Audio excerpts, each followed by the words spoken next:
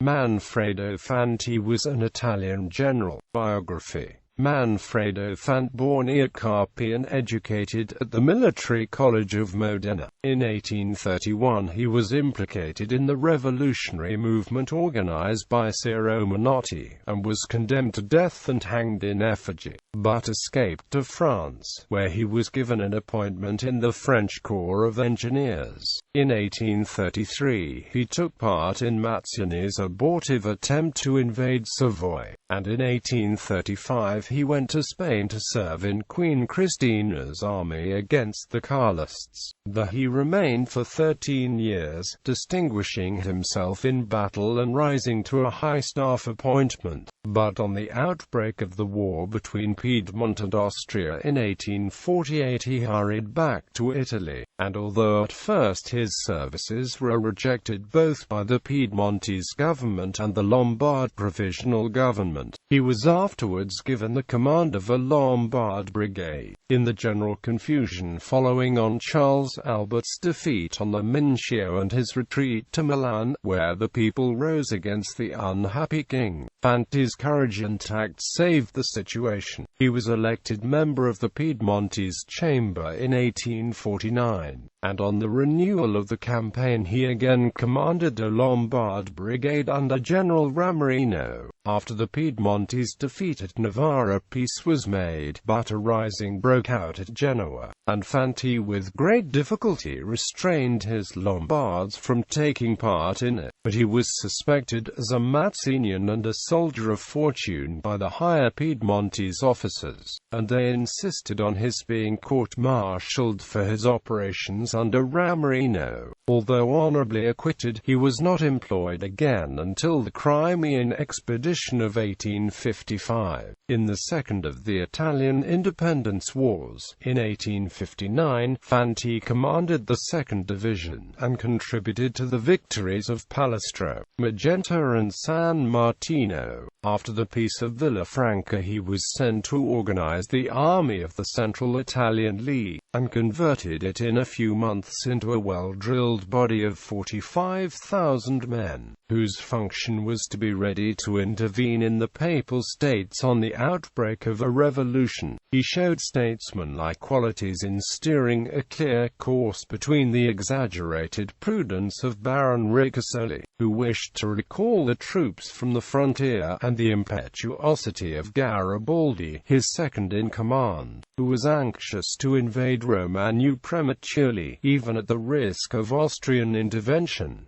Fanti's firmness led to Garibaldi's resignation. In January 1860 Fanti became Minister of War and Marine under Cavour, and incorporated the League's army in that of Piedmont. In the meanwhile Garibaldi had invaded Sicily with his red shirts, and King Victor Emmanuel decided at last that he too must intervene. Fanti was given the chief command of a strong Italian force which invaded the Papal States, seized Ancona and other fortresses, and defeated the Papal army at Castelfidardo, where the enemy's commander, General Lamorcia, was captured. In 3 weeks Fanti had conquered the Marche and Umbria and taken 28,000 prisoners. When the army entered Neapolitan territory, the king took the chief command, with Fanti as chief of the staff. After defeating a large Neapolitan force at Mola and organizing the siege operations around Gaeta, Fanti returned to the War Office at Turin to carry out important army reforms. His attitude in opposing the admission of Garibaldi's 7,000 officers into the regular army with their own grades made him the object of great unpopularity for a time, and led to a severe reprimand from Cavour.